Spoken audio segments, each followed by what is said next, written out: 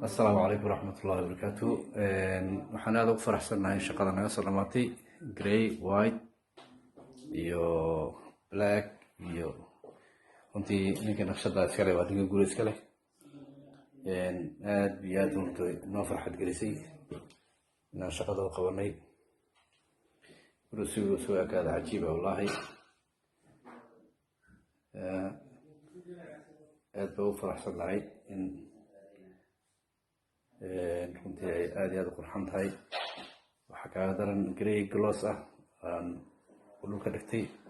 maasha allah waa dooq aada u fiican la maleyn karin marka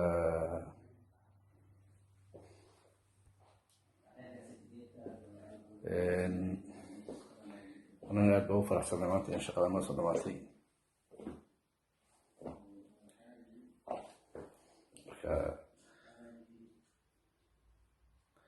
waxaan ku codsanay inaad sii sheergalaysaan inuu boodi baada shaqooyinkaasi aan u helno custom idinkana aad ajir u heshaan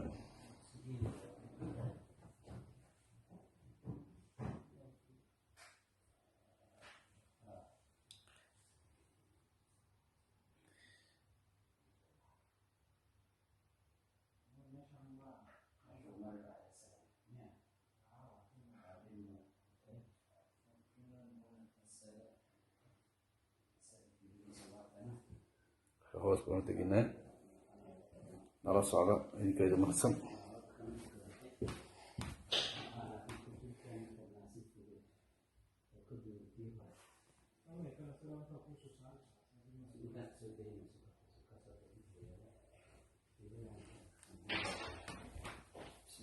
hoos oo deginaa guriga kor hoos buu kala leeyahay marka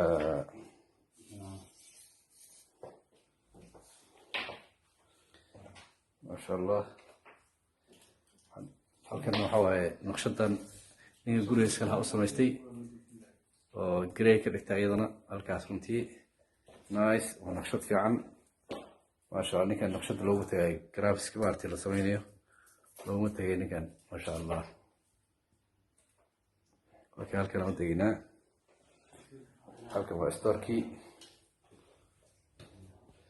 storka halkaas isagana maasha allah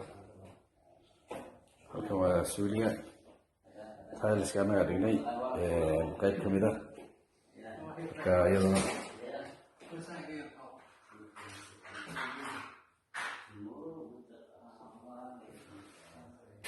maasha allah aad ugu faraxsanaa runtii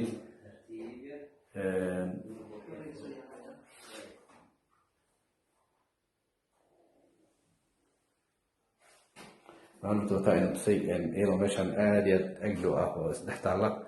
haddana iyadoo kala baxsan waa taraa oo la diyaariyey maasha allah